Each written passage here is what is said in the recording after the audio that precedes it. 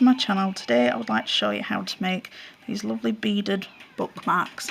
So I'll show you now. There again, the camera died. I didn't realise it wasn't charged, so I'm not right sure how much it's got saved up to now, but so far we've just got our chain attached to the bookmark and a couple of the beads and charms that I'm putting on. So I'll show you again how to put them on in case I didn't get it on the first take. Apologies for the playing noises in the background, but I have to record when I can. Right, I think we'll go for this little strawberry. So again, just put your head pin through. Oh, now we've got a cat joining us. It's not a very good filming day. Right, that one's got quite a big hole, so let's try the other. Oh, we'll go for orange. There we go. It's not going to come off as easy. Oh, they've got really big holes, these charms. I don't know. We'll go with one of the bead caps again. They'll coordinate then. Right, so on your head pin, you've got your bead cap and then your charm. Then just take your round nose pliers. And then depending on how big of a ring you're wanting to do, don't need them too big for this. So bend it away from you. Then move your pliers down. Oh, and pull it towards you. The more you do with these, the easier it gets. I've not done any in a while, so that's why my hands are a bit jittery with it. It's getting used to holding them like that again. Right, so we've got the bead on a loop. I'm trying to see where I can't see very well in the camera. There we go. So you've just got your ring now. Now it's not fully closed. It's got a little bit of a gap for us to be able to slot it on to the bookmark. Well, on the chain on the bookmark. So just push the head pin through there, and then it catches it like that. Then if you get your flat nose pliers and hold the ring part that you've just made, then get your other pliers. Yep. And then just twist it around. What's that? Stop it. That stops it from falling off. So now all you need to do is cut the excess. So get your wire cutters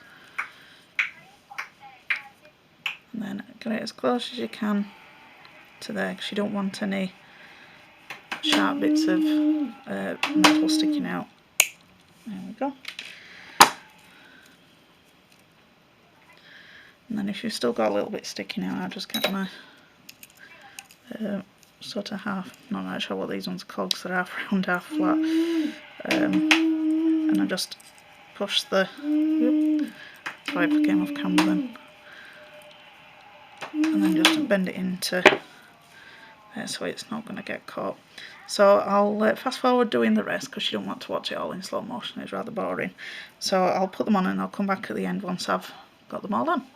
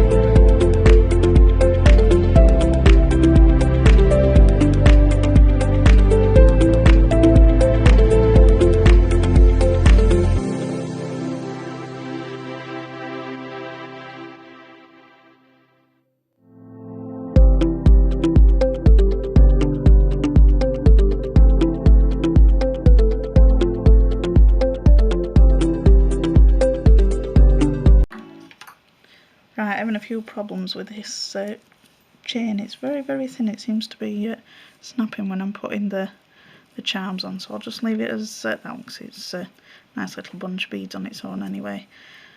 So I might have to remake it with a different piece of chain, but I don't think I'll be buying any more of this one because it's breaking really easily. So I'll not be using it for jewellery, it'll just be for bookmarks so I can use it up.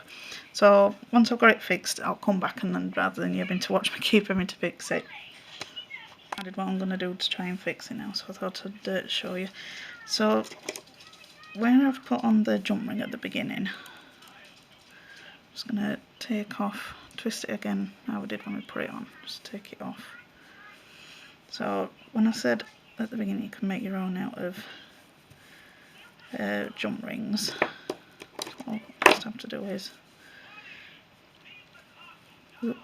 snip the other wire off. So just keep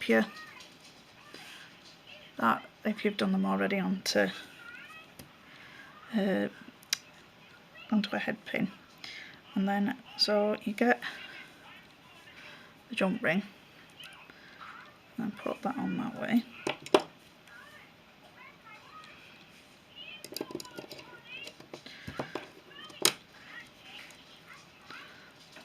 And then a bit fiddly to start with, but it's good that you see that these things happen, so if it goes wrong for you, you don't feel alone. And it's taking me twice as long because I'm trying to do it up in there. Right, so twist it back together how you did the first time round. So at the moment, that's all you've got. So now, because we've got this on that really thin chain, I'm going to snip these off. Just make sure you don't cut the actual head pin parts. Separate these off.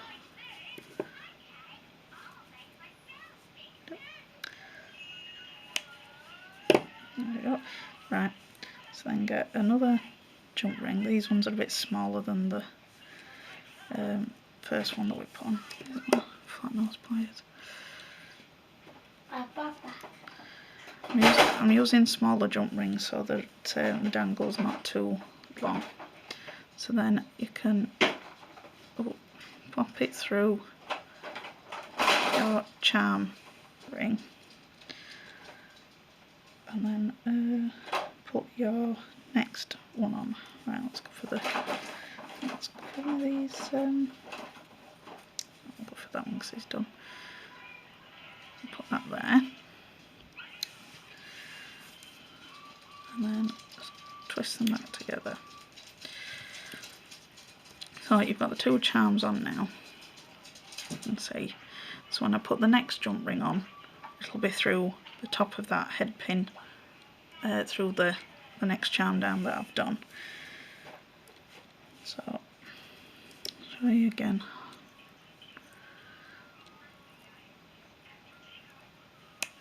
There we go. Right. So I just want to show you what I mean when I said about bits of metal sticking out. You don't want that out there because it can catch you and it hurt. So just squeeze it with a pair of pliers, or if you've got some of these wire crimpers, just squashes it in and stops it so that it's not going to work more. Right, so again, get your jump ring.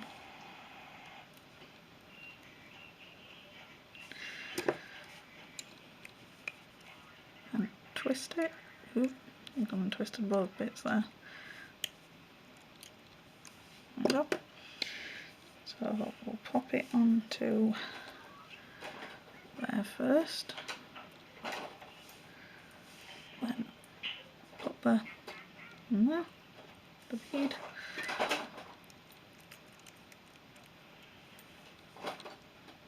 And squeeze them together. So you can see now you're making your own chain rather than having to just hook it onto a ready-made chain. So I'll carry on doing this and I'll leave it on so you can see what I do, but I'll fast forward it and hopefully it'll turn alright now, this one.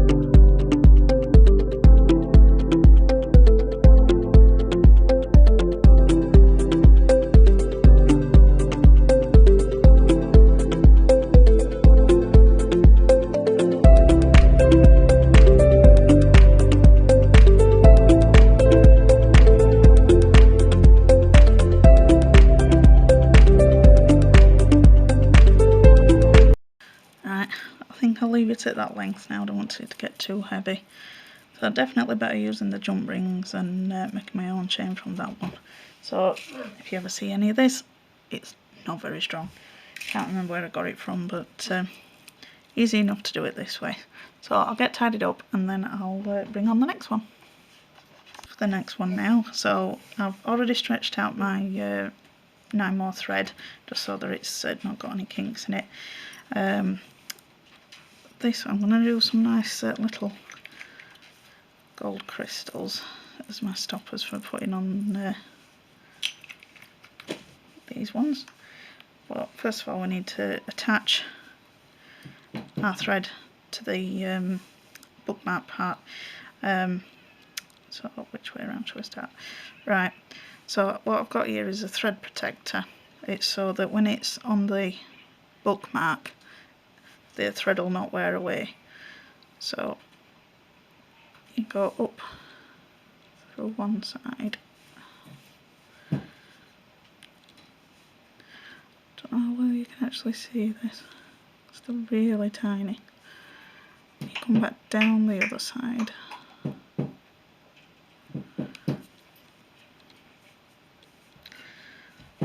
Pull it through. There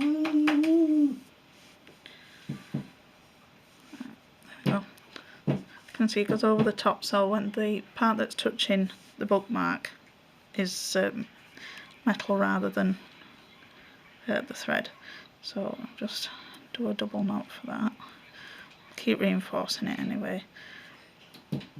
Once we've done all the beading bit, then we attach it to the actual bookmark. Just makes it a little bit easier. Whoop.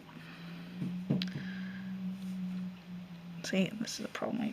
It can easily come out of there when you're first starting.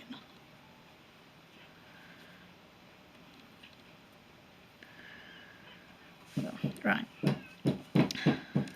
Right, now we've got that at the end now. So I'm just going to use some of these little golden pearls. Depending on how long you want your bookmark dangle to be. 4, 5, 6, 7.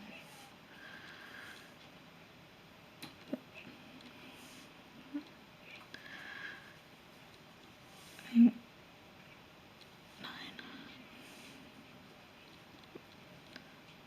9.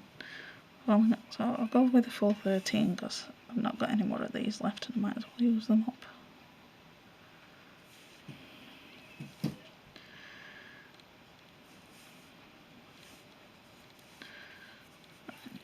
There we go.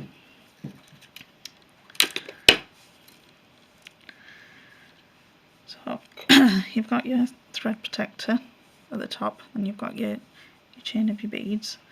And then now I'm going to put this as a dangle at the bottom of the row of beads. So once again you're going to need a thread protector for this. So you'll have to, oh no, wrong way around. Go up again through there.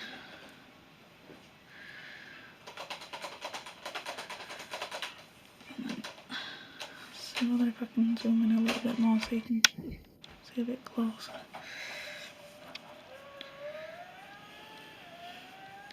Right, so then you'll be going back down the other side of it, like you did at the other end, at the beginning part. So both of these I'll use a jump ring to attach them onto it. But what I'm going to do first is add all the beads on what I want to do to put onto it, and then I'll attach it then. Just gives us a bit less stuff to have to deal with. So then go back up the row that you've just put on.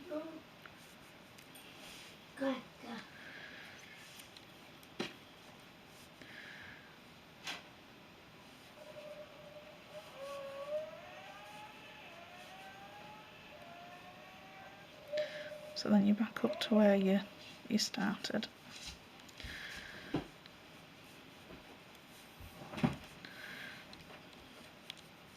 So that's it, you've got your chain.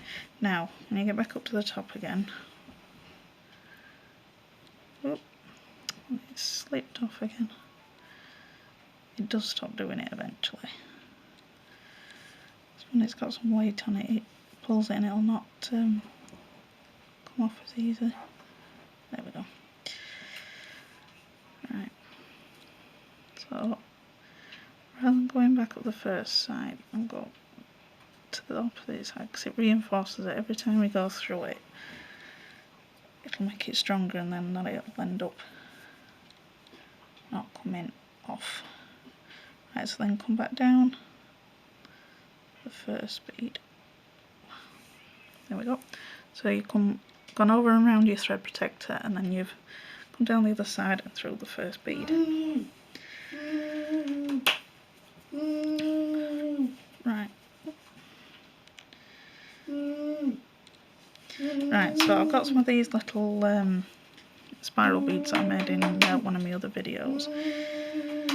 Now you could either do a crystal, a bead, and then a crystal.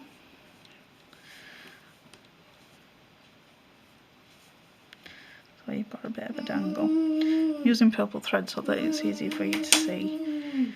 So, and then this crystal is going to be a stopper, so you don't go through that, just go back through the spiral bead and then up through the first crystal.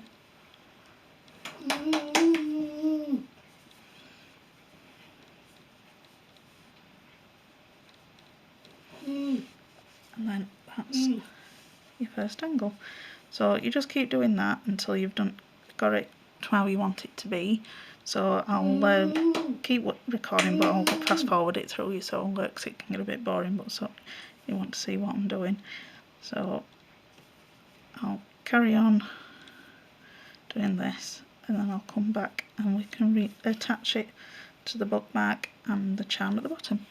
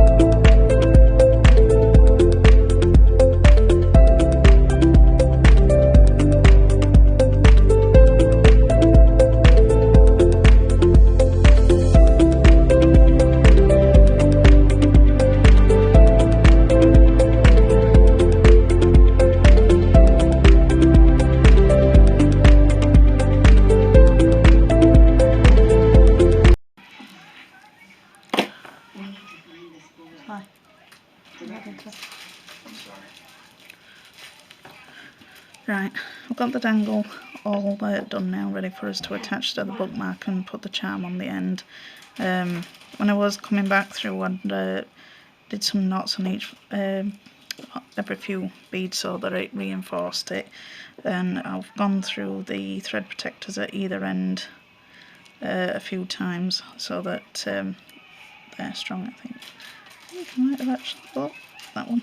Need to fix that one, but I'll show you how we attach the things to it, and then I'll show you at the end the finished thing. Bookmark, forgetting my words. Right, so like the other bookmark that we made, just get your jump ring and twist it so that it's split. Put the bookmark on, then I get the end with the thread protector, add that onto there, you see it, and then twist it back together. So it's attached. Now, it is going to be a very long dangle this, but I really like this rose charm that I've found, so I'm going to pop it on anyway. So again, I just need another jump ring.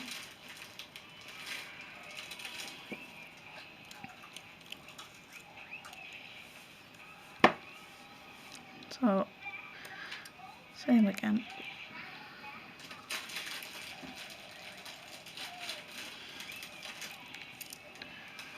I can get the end.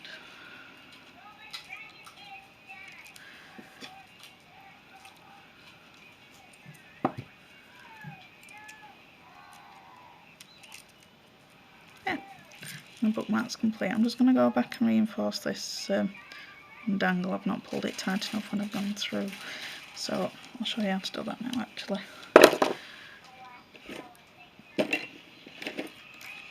Seem to always get accidents when I'm filming. Right, so don't cut the thread that's gone loose. So it's all reattached nearer the bottom.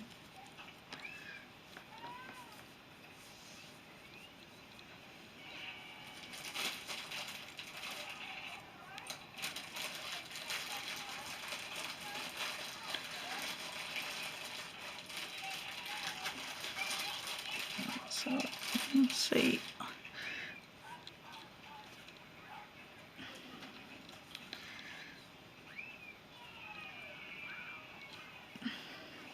right, so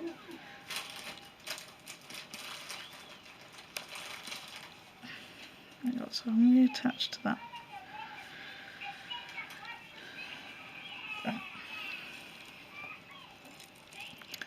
So I've reattached to that end where I need to fix the dangle. So I'll come back up to where. Right. So I've got to where the dangle's loose, and I'll go through it again, just like we did before.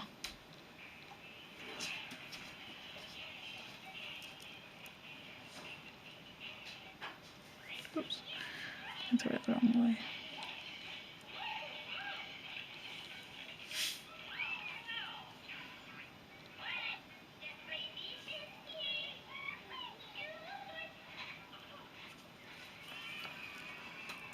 And come back up.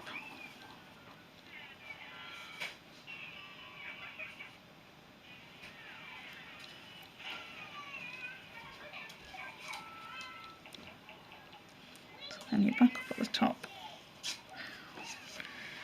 and then if you just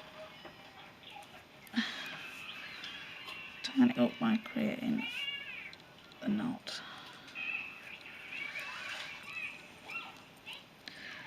try and hold the beads as still as you can, it'll make it a little bit easier.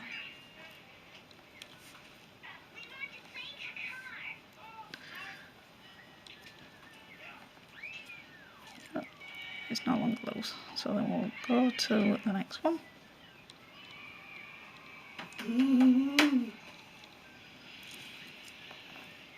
Because we've passed through these a few times now, it's getting a little bit tight, but I can just about manage right.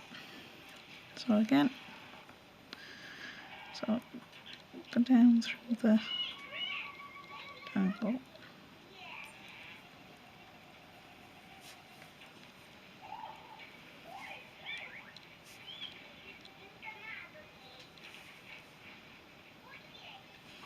And come back up.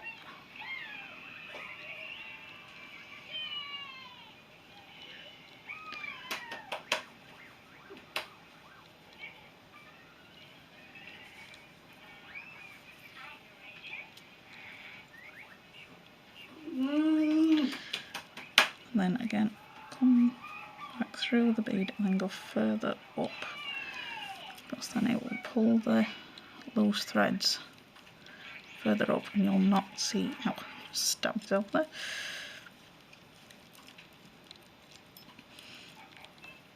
And then just create, whoop,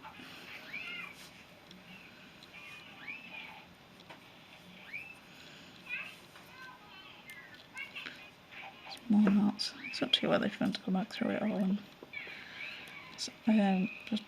just reinforce it, but I think they should be alright. Because now they're all in there tight like they should be. So now I've given it a few knots. Where's my scissors? So snip it near to there.